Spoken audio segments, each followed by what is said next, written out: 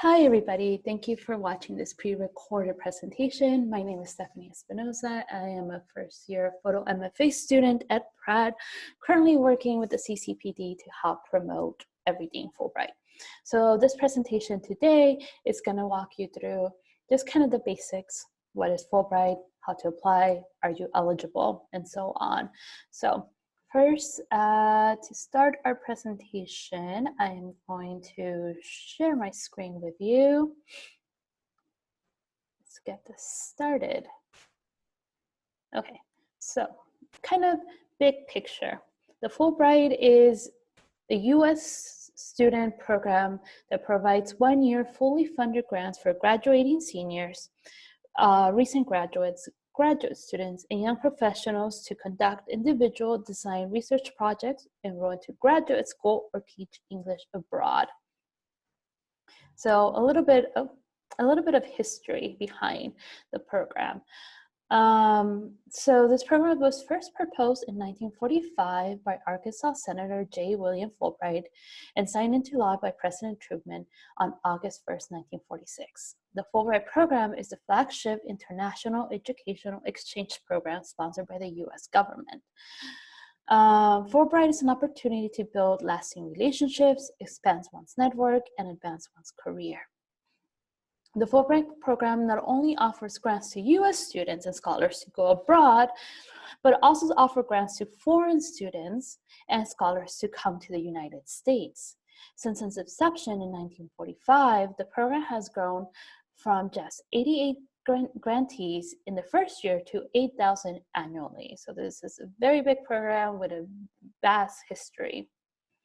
Another thing to point out is that Fulbright strives to be diverse and inclusive. They're actively recruiting from a diverse pool of applicants. So Fulbright strives to ensure that it reflects the diversity of the United States, and the opportunities are open to people regardless of their race, color, national origin, sex, age, religion, geographic location, socioeconomic status, disability, sexual orientation, or gender identity. Okay, so kind of like starting more about kind of like the nitty-gritty about Fulbright. So how do you know if you are an eligible student? So these are the basic eligibility points. You need to be a U.S. citizen by the application deadline. You need to at least have a bachelor's degree or an equivalent by the start of your grant.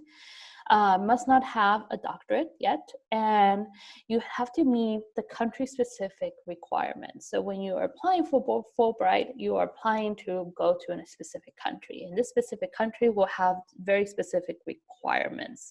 So for example, if you are applying to go to Brazil, and Brazil is asking you to have proficiency in Portuguese, you need to meet that requirement.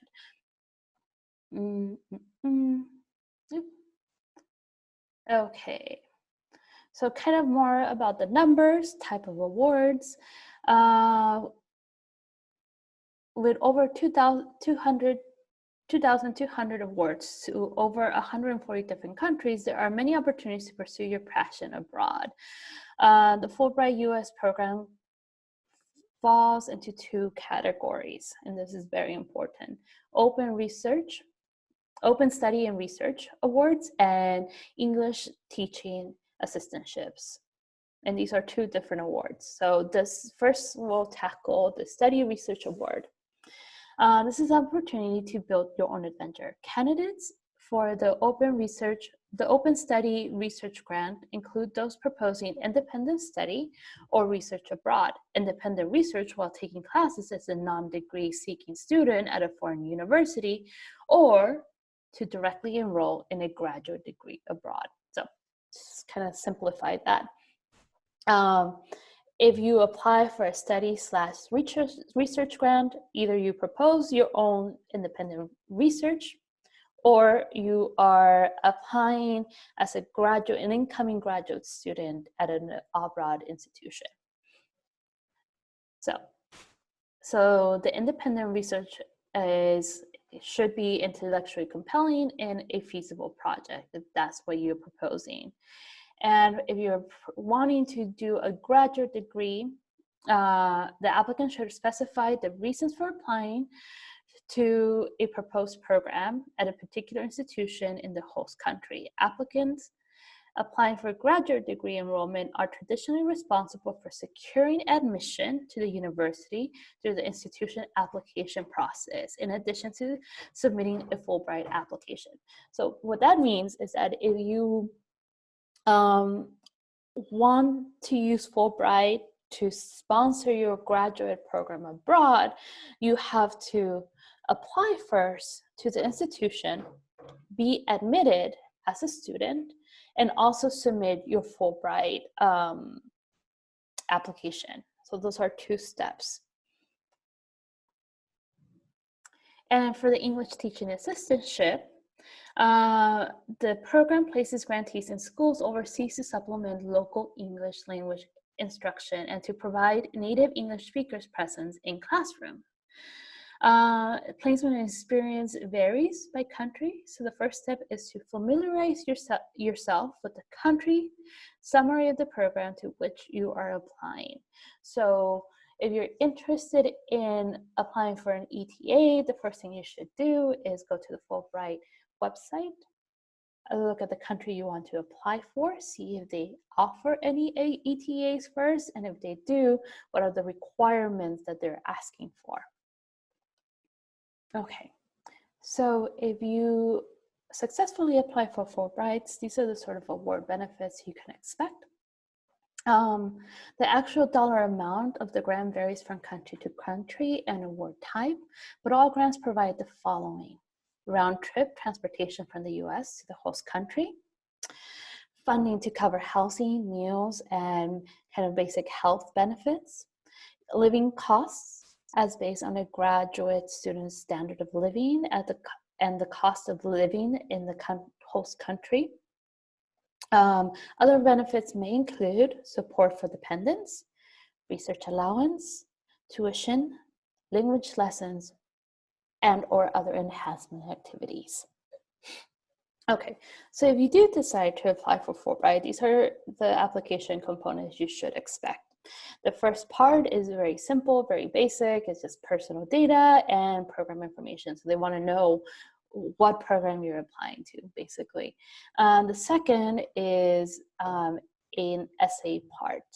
And this varies depending on which grant you're applying for. So if you are doing a research study grant or you're applying for a research study grant, they're asking for a 2-page max essay.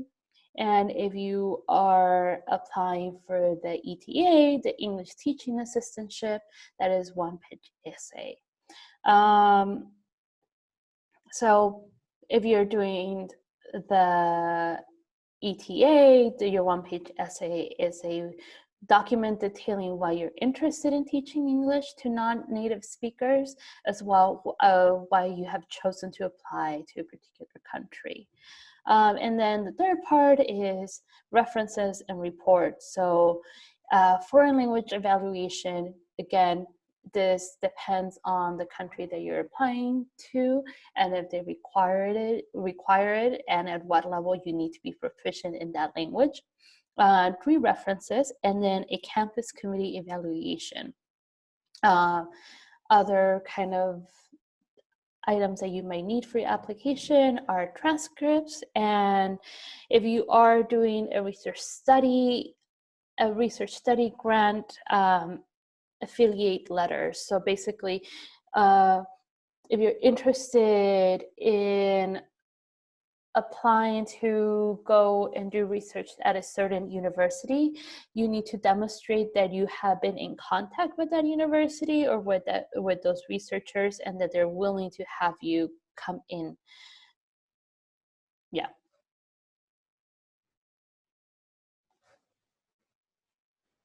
Okay. Oops. So factors in selection. So what makes basically a good Fulbright application? So the quality and feasibility of the proposal, academic and professional records, personal qualifications, language preparation, preference factors as established by the Fulbright board, extent to which the candidate and the project will have advanced the Fulbright program goals, requirements of the program in the individual countries. So the application timeline. Between April and September, we recommend students start designing their project and preparing the application. In September, Pratt will have their campus deadline. By then, the students should have their application mostly finalized so that they can meet with a panel on campus. And then the national application deadline is October 13 at 5 p.m. Eastern Time. Between November and December, there is a national screening. Students that make the round will get notified. And then between January and May, the host country will review the applications that made it through the first round. And then during March and June, there's a final selection and notification to students if they were finalists and they were awarded a Fulbright grant. So this is all I have for you. Just kind of more information. You can watch webinars at us.fulbrightonline.org. Follow them on social media. Visit their page to learn more about the Fulbright program and so on. What I am going to show you next is how you could get in touch with the CCPD, make an appointment, and if you're interested in Fulbright, how to start your application. So we have people that could help you with that. So let me change my page. Here we go. So if you go to ccpd.pratt.edu, this is our website. If you have any interests, and then we go all the way over here in the bottom and it says schedule an appointment. So you want to click on that. And this is going to take you to Handshake. There's going to be a point where it's going to ask you to log in. You use your one key login. Yep. And you go to Career Center. Connect with Career Center. And you want to go here where it says appointments. And you want to schedule a new appointment. And you want to click on Fulbright Residency and Grant Appointments, which is an appointment type. And then select a date. And then you could meet with Deborah and she could help you figure this out. Okay, so that's my presentation for today. Thank you for watching. Bye.